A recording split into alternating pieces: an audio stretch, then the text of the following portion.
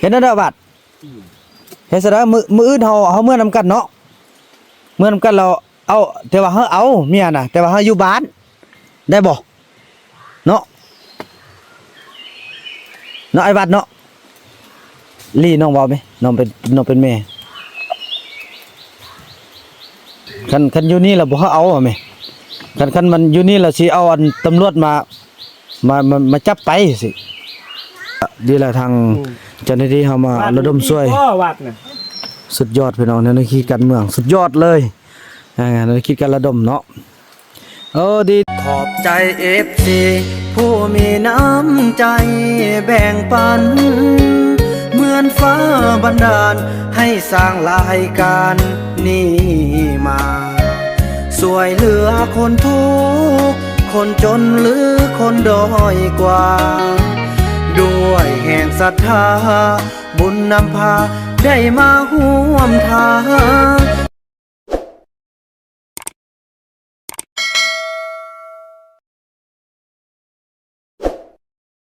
ของมุงติญาสบายดีท่านผู้ชมเนาะถือว่าคลิปนี้ก็เป็นคลิปที่บ่าวบุญนำได้เข้ามาอบรมหลักตังไว้ใจกลางตรงพวกนี่ก็อายุนี่ประมาณเท่าใดเนาะฮอด50ปลายแล้วติเนาะ40ปลายแล้วเนาะเมียแต่อายุ12 13ปีนึงพี่น้องนอนพุ่นแหละพุ่นก็ถือว่าอยากให้ทางเขาเจ้าออกจากป่าเนาะอันนี้เผาต้องเหลืองพี่น้องเนาะเผาต้องเหลืองที่ว่าลูกสาวเพิ่นมาหาแล้วก็พากันอยู่นี่แล้วแม่เพิ่นมาระดมเซาลี่เนาะลี่ล่มเบิ่นแม่จังซี่ซะบ่วัดล่มกันอันเรื่องเอานี่ก็เฮาเอาเนาะเฮาเอาแต่ว่าอยากเฮาไปอยู่บ้านนำแม่ไปบ่มุงติญาเฮือนกันแล้วมุงหญ้าบ่ฮ้อนเห็นบ่อยู่ป่านี่พาเมียอึดพาเมียยากแน่เนาะแต่ว่าเซาลี่นี่อยากเอาไปอยู่นำเห็นนั่นเด้อบัดเฮ็ดซะเด้อมื้ออื่นเฮาเมื่อนำกันเนาะเมื่อนำกันเราเอาแต่ว่าเฮาเอาเมียน่ะแต่ว่าเฮาอยู่บ้านได้บ่เนาะไอ้บัดเนาะลี่น้องเว้าไหมน้องเป็นแม่อันเอาลูกเช้าเฮาน่ะไปอยู่เฮือนนั้นติมุงยาคันอยู่นี่ล่ะบ่เฮาเอาแม่คันมันอยู่นี่ล่ะสิเอาอันตำรวจมาจับไปสิเนาะบัดเนาะย่าเรื่องเอาก็เอาเนาะแต่ว่าไปอยู่บ้านนำแม่เนาะไอ้บัดเนาะเราอยู่นี่เนี่ยสิเอาหยังสู้กันกิน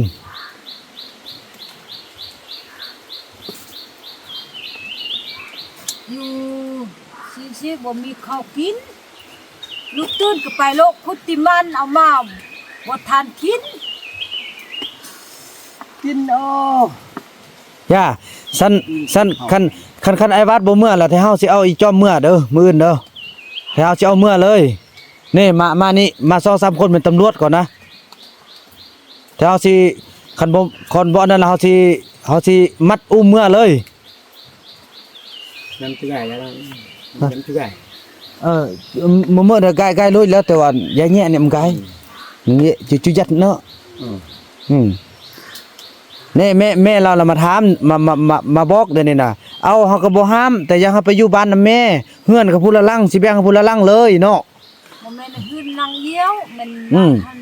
อยู่คนละลังเลยฮือนละลังวัดอันนี้ก็ได้ตัวจะเอาก็เอาแล้วไปแล้วไปอยู่ในนึงตัวจะมาซอกกินก็มาซอกกินแล้วเมียอยู่พุ่นคือแบบเมียเฮาหั่นแหละบ่เป็นหยังได้แล้วก็เอาไปเฮาเมียอยู่บ้านได้เงินก็ให้เมียเด้เฮาใจเด้นั่นเอากินไปหาเมียสิเอามาอยู่นั่นนี่เอาลูกเขามาทุกข์มายากแม่เขามานำนี่น่ะบ่ได้นั่นนี่น่ะเนาะเฮากลับนำกันเนาะกลับมื้ออื่นกลับนำกันเอาเมื่อนำกันนั่นแหละก็สิเอาเมื่อคันอยู่มันอยากจะอีหยงผู้เดียวอยู่มันลำบากมันยากผู้เดียวก็ยังจะได้ไปน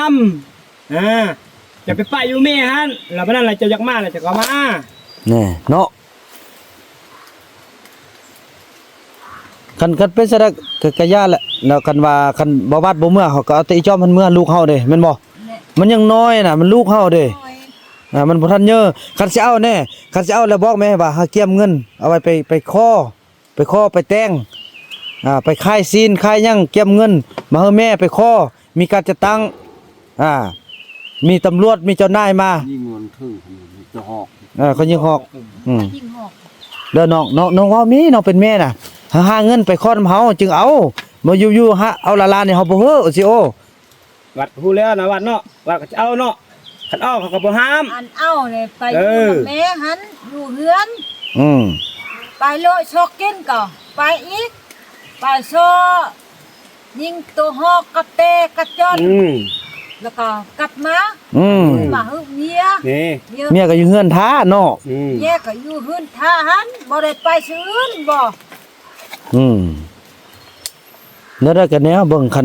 คันว่าไอ้วาดบ่ฟังก็ยาพอมามื้อนี้เฮาเอาตำรวจมา2คนเด้เดี๋ยวนี้ไอ้วาดบ่ฮู้ว่ามีตำรวจมานำเด้มื้อนี้น่ะคันว่าฮอดยามมื้อแล้วคันไอ้วาดบ่มื้อนี่มัดมื้อเลยก็ยาเอาแต่เอาอีจอมมื้อคันไอ้วาดบ่มื้อก็ยาเอาแต่อีจอมมื้อคันอยากได้เราไปนำไปเอาอยู่บ้านพุ่นเพราะว่าจังซี่เอาพอตำรวจมานำเด้มื้อนี้น่ะอันเสี่ยนก็เป็นกองร้อนนี่เนาะ ปกโซ ปกสเนี่ยปกสก็เป็นตำรวจบ้านนี่จะให้อันเสี่ยนใช้อำนาจเลยใช้อำนาจในการที่ว่าบังคับให้เมื่อเพราะว่ามัน เมื่อนำกันเป็นยังดอก เพราะมันยังผู้น้อยแล้วผู้น้อยก็บ่ห้ามอีกแต่ว่าอยากให้ไปอยู่บ้านเดี๋ยวนี้น่ะ วัดเขาแจ้แล้วนะวัดเนาะเป็นยังเนาะนี่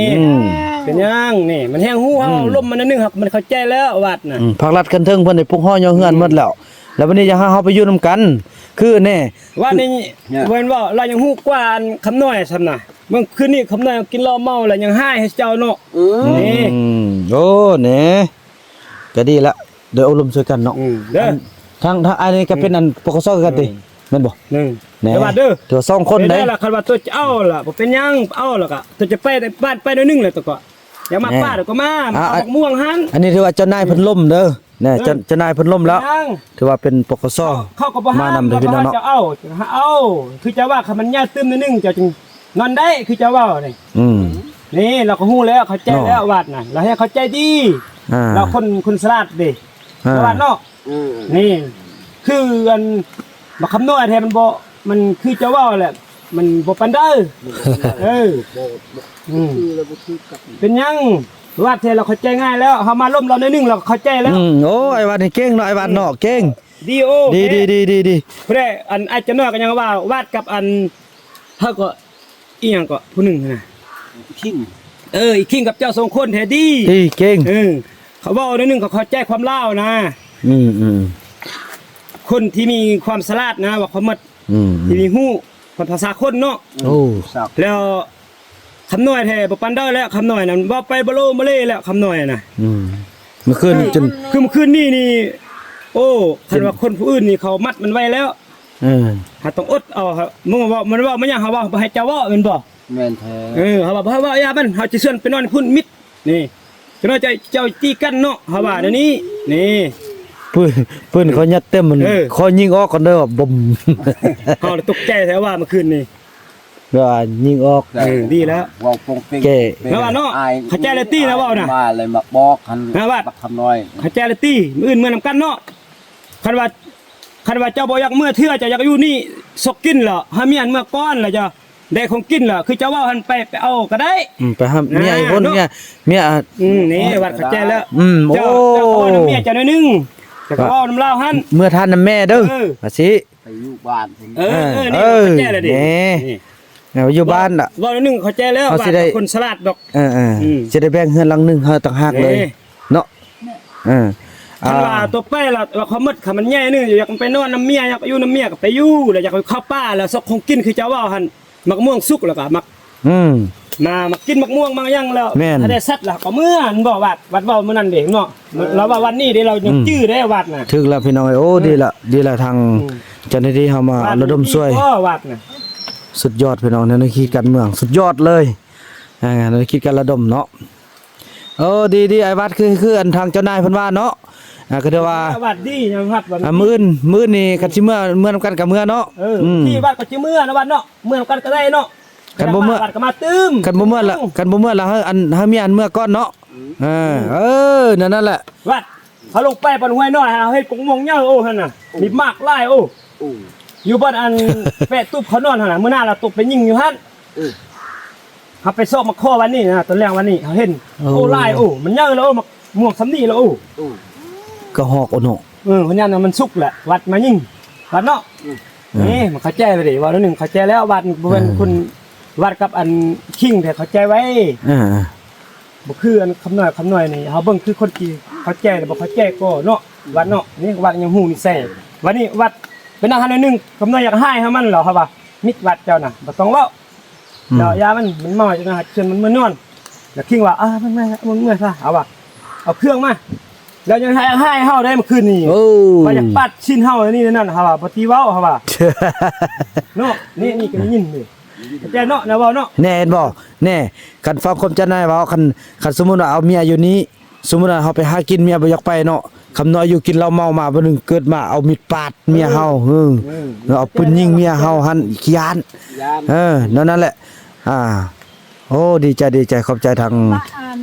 เจ้านายเพิ่นมาล้มนำเนาะ บักไอ้นู่นหันมือเป็นตีนเป็นตาเละบัด นี่ บักเอก ตาย3คน บักเอกนี่มุ่นหมดเลยนะนี่เขากินเหล้าแล้วตีกัน นี่อันนั้นโอ้ นั่นโอ้ เมื่อคืนนี้เฮาอยากว่าอีคิงโอ้พามันกินหลายโพดเราน่ะเฮาว่าค่อยกินเถอะปอกเอามื้ออื่นกินตื้ม เธอหมดเลยบ่เด้นี่ ยังมึดบ่ หมดแล้ว เขาสองคนกินซ้ำแต่ว่าเขาสองคนกินบ่เป็นหยังเขาสองคนยอมรับแซ่เขาดี แม่นไอ้วาดกับพวกกิ้งเนี่ยดี ดีเขาก็ว่าดีเนาะว่าเนาะเขาไปอยู่บ้านคือกันเขาว่ากินข้าวเขาก็ไปล้างมือล้างหยังกินข้าว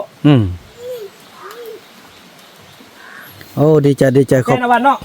นี่มันก็เมื่อนำก็ได้บ่เป็นหยังไปแล้วเขาจะเอาเงินให้ตื้ม แม่นแล้วอย่าเฮือนนี่จะเฮาลังนึงต่างหากเลยเฮือนเฮาลังนึงต่างหากอยู่นำ2ผัว2เมียเลยลังบักยือเนาะ มาก่อน วัดเขาแจ้เลยครับว่ามันเขาแจ้แล้ววัดคนสลัด ซอรี่กาทุ่มเทสุดที่แล้วซ้ำนี้แหละซอรี่เราเว้าไล่เราเว้าบ่เป็นนะ เราเว้าคนเราบ่เป็นลายเนาะวัดเนาะเดี๋ยวเราคงเข้าใจแล้วแท้เขาว่ามื้อนั้นเฮามาฮอดมันอิดเราก็เข้าใจแล้ว เมื่อนำกันแน่มื้ออื่นน่ะเนาะเมื่อนี่คันสิเข้ามาแล้วก็เอาเครื่องเข้ามาเพราะมันบ่มีเครื่องมีหยังเด้ย่าเข้ามาแล้วมาอยู่เขตผู้โต้งหั่นบัดนี้น่ะอยู่พี่มันใกล้โพดมีตัวทากโอ้ยบ่ใกล้ บ่ใกล้เขาไปทางนี้ดิ ย่างลัดหมอก เขาละยังรัดทางนี้หมอเขาก็ว่าทางเมื่อทางนาเวียนทางใกล้เด้ โอ้ เนาะไอ้วัดเนาะอยู่ทางนาเวียนเฮามายังใกล้เนาะเรายังว่าใกล้ ไก่ เราทางนี้หมอ โอ้เมื่อ เราเอาเครื่องคืนหัวหน้าจะเอาเครื่องให้เอาเงินซื้ออันยูนกินล่ะซื้อกาแฟบ่ซื้อยาสูบเลยมานอนป่านอนแล้วได้สฮอกได้ยังหัวหน้ากินแด้ให้เมียกินแด้ย่างมาล่ะอยากอันตำแจ๊กก็ตำเป็นยัง เดี๋ยวนี้ก็ฮักดีแต่เรายึดถือเนาะเราบ่เฮ็ดหยังได้พอยังผู้น้อยเด้ เราก็เฮ็ดยังเราก็เข้าใจเด้เราคนสลัด สลัดเด้บ่ลาดนี่บ่วาดนี่เนาะไอ้วาดนี่คนดีเด้ขอบใจเด้อน้องเด้อที่เราร่วมช่วยกันเด้อนั่นได้มื้ออื่นก็ขอให้มันได้กลับคืนไปนํกันอ้าวแล้วได้ยินอันเรื่องราวนึงอันเขาเจ้าว่ามีอันให้นั่นจุลูกกันทั้งสองน่ะมาร่วมกันเมื่อกี้ว่ามีอันซื้อส่งอยู่บ้านหั่น ส่งให้มันอยู่บ้านนี่แล้วมันอยู่ในภาคก็เลาะๆแล้วมันเดี๋ยวไปอยู่ประมาณคงเขานี่ใส่เขาเนาะเดี๋ยวว่าคันเจ้าระดมเบิ่งคันว่ามันไปก็ไปอยู่นำกันก็ได้ แต่ว่าเดี๋ยวนี้บ่มีสมุนไพรหยังเท่าเนาะ บ่มีเที่ย โอ้เนี่ยก็พอดีพออันนี้พอเดียวขึ้นน้ำเดียวกันคันเราไประดมเบิ่งคันว่าอันนั้นน่ะสิประสัน ฮู้ตีบักส่งน้องอันต้องแม่นน้องอันนี้แหละมันคำน้อยนี่แหละ ประวัติที่เพิ่นมาเป็นบ้านเป็นอะไรก็ประวัติที่เป็นบ้าน คล้ายคืนได้ยินเขาว่าอันเราสูงเอาหมู่เปลี่ยนนำมันแม่เขาจะได้หมู่แล้วเอาหมู่เฮาแม่เขาแล้วเขาเอาดิกน้อยเอาส่งหาเลี้ยงแล้วนี่เราสู้มันเขาบ่รอนเลี้ยงแล้วค่ายให้อันเท่าเพื่องหั่น700,000 โอ้ เขาเด้ เขาว่าอันพ่อบุญมีนะผู้ใด พอบุญมีจะซื้อต่อจากอันตาเพื่องหั่นนะ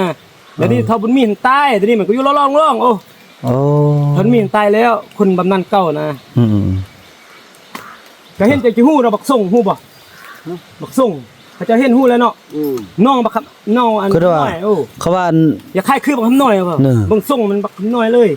แล้วเบิ่งอันเขาว่าเฮียนเขาเฮียนได้นี่เคยเขาเฮียนมานี่ บ่เข้าบ่ เขาว่าลิ้นโทรศัพท์ยังเป็นหมดเขียนหนังสือเป็นหมด ไปรับจ้างฮอดไทยมา ไปลองหาเงิน มันยังเป็นผู้บ่าวเด้ อ่า เดี๋ยวนี้สิเอาเมียเถื่อ เนี่ยก็ว่าสิไปล่มให้เอาอีติ๊กเนี่ย พอดีเนาะบ้านเมืองนำกันเบิ่งบักส่งได้เนาะ เนาะไปเบิ่งบ่ส่งเลยเนาะ นี่เราก็สิมื้อนำได้เป็นหยังคันเฮาส่วนนึงคือมื้อนั้นน่ะไปเปมักข้ออันคิงกับลาวก็ไปนำบ่เฮาอันนี้ไปมันบ่โลมาเลยกินเหล้าเมาคืออันเขาสองคนเว้า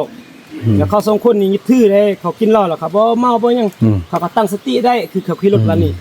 แล้วคำน้อยมื้อนั้นนี่ฮอดโลเฮียเนาะเอา2-3ถ้วยก็เฮ็ดเฮีย สิได้ไปอบรมเมืองคันว่าเ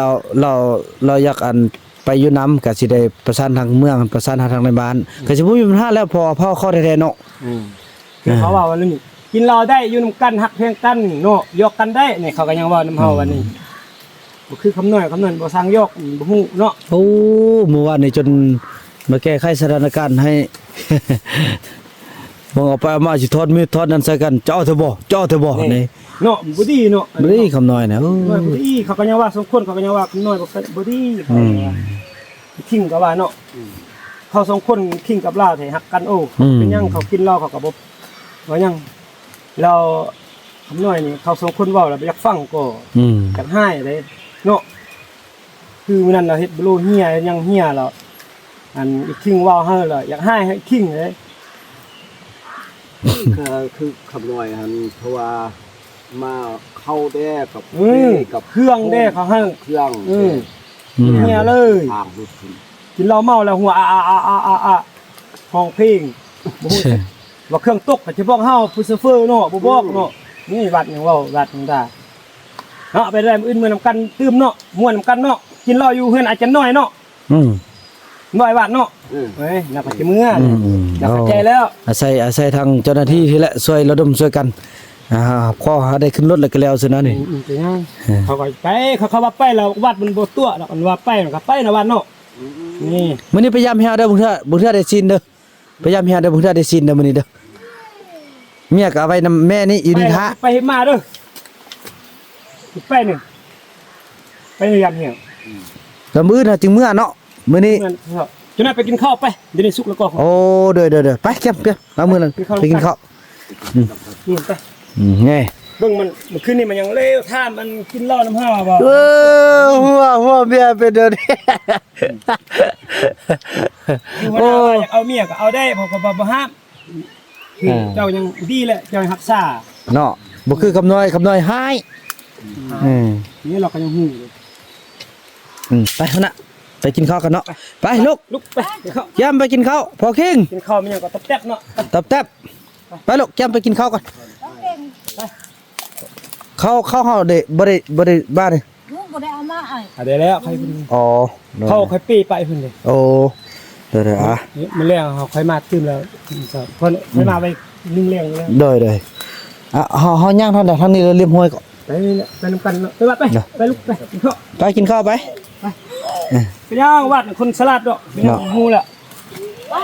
เข้าใจง่าย ถือว่านั่นแหละพี่น้องเนาะถือว่าคลิปนี้บ่าวนำก็จะขออนุญาตจบคลิปกันสำนี้ก่อนเนาะพี่น้องเนาะแล้วก็พบกันใหม่ในคลิปต่อไปเด้อถือว่าสมควรและเข้มข้นขนาดเลยมื้อนี้นะกายนี้ก็บ่สร้างเสียว่าพี่น้องเอ้ยถือว่าให้ทุกคนเข้าใจว่าเพราะว่าบ่าวนำได้มาในครั้งนี้ก็มีทางเจ้าหน้าที่ทางบ้านเฮาเนาะมาสมทบนำในการช่วยเหลือในการที่ว่าระดมในครั้งนี้พี่น้องเอ้ยขอบใจทางเจ้าหน้าที่ทางซ่องหลายๆเนาะแล้วก็มองว่าจะได้กลับกันพี่น้องมื้อนู่นแหละเนาะถือว่าคลิปนี้บ่าวนำจะขออนุญาตจบคลิปกันเท่านี้ก่อนไปกินข้าวกินน้ำก่อนแล้วก็พบกันใหม่ในคลิปต่อไปพี่น้องคลิปนี้บ่าวนำขอกล่าวคำว่าสบายดี คือหลายที่สิได้เนาะอื่นไปล่ะก็ซื้อขึ้นมาซื้อมีแซ่บเนาะเย็นเดียวไอ้ยงกินข้าวมันยุ่งเนี่ย